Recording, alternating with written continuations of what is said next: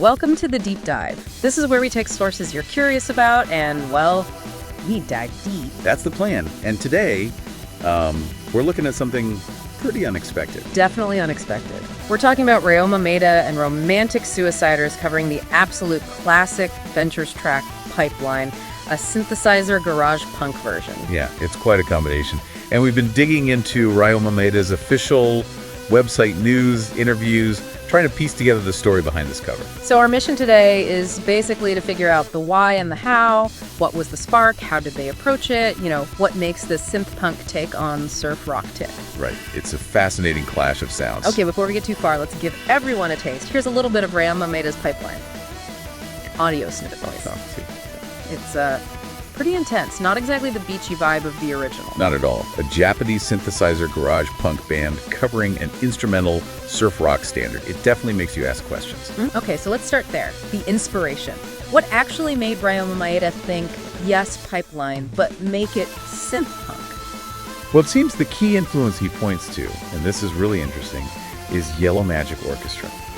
Specifically their synth cover of the Beatles' Day Tripper. Ah, okay. YMO.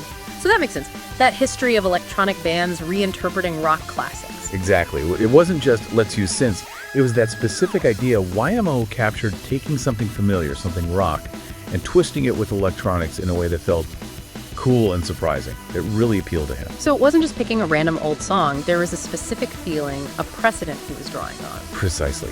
And his criteria for picking Pipeline were actually quite specific.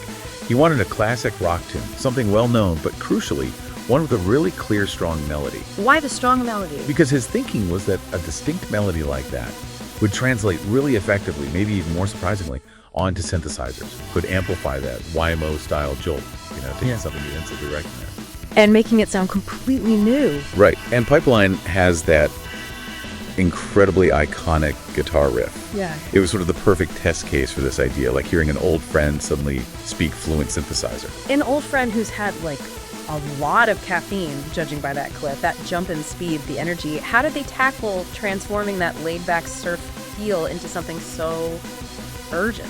Yeah, that was a big part of it. The interview material suggests that thinking about the live show was really central. Maeda wanted a version that would just absolutely energize the audience. Okay, so live performance was key. Totally. So while maybe keeping a hint of that surf rock brightness, the main goal shifted towards speed and just projecting this intense feeling of coolness, as he put it. And that speed, the tempo difference, it's not subtle. No, not at all. That increased BPM, the tempo, it's very much a deliberate choice. It's meant to create that feeling of, kinetic energy, maybe even a bit of punk rock urgency. Right. But what about the sound itself?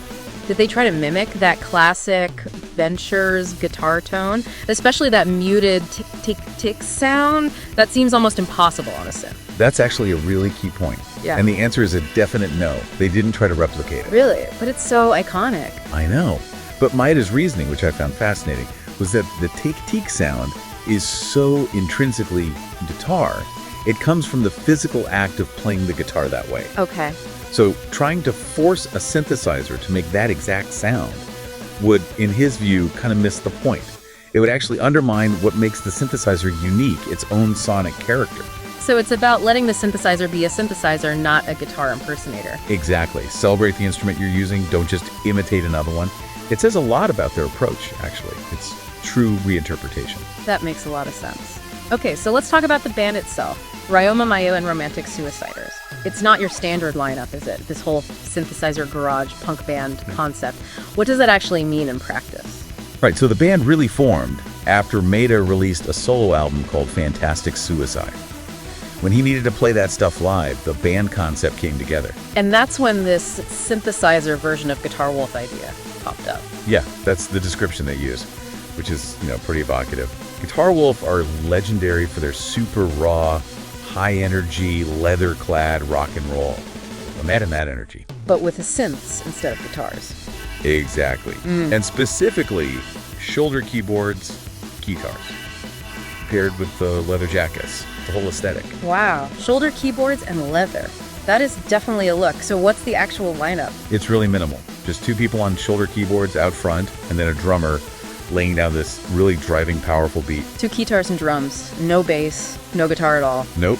And apparently that's a deliberate choice too. They wanted to maximize the visual and sonic impact of having those two shoulder synths right up front.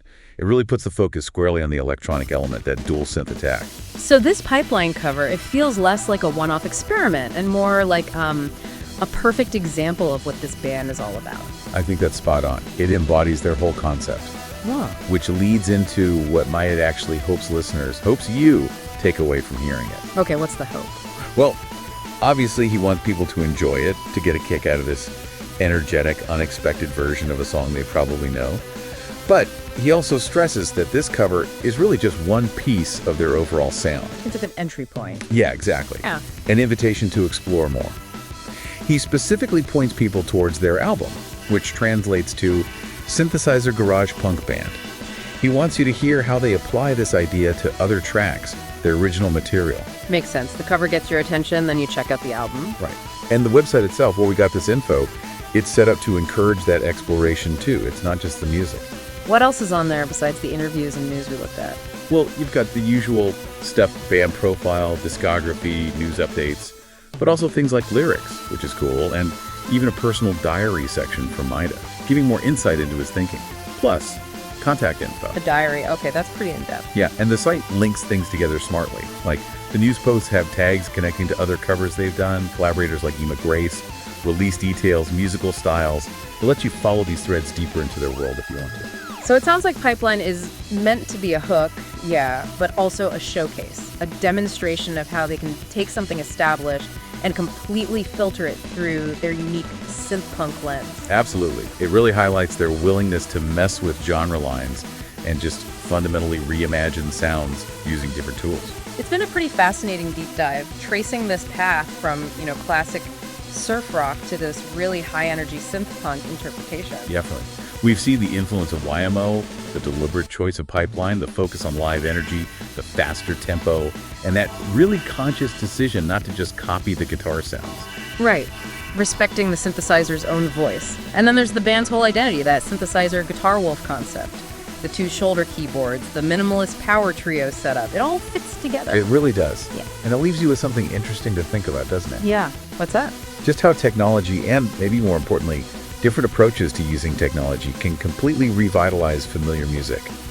How new instruments, new band setups can breathe totally unexpected life into old genres, even iconic songs like Pipeline. That's true. It makes you wonder what other kinds of sonic collisions are out there, or could be. Exactly. What other surprising combinations are waiting to happen? Mm-hmm. So we'd really encourage you listening. Go find the Venture's original Pipeline, then listen to Ryoma Maeda&Romantic Suiciders version right after. Yeah, do the comparison. Hearing them back to back really drives home just how inventive this cover is. You really appreciate the transformation.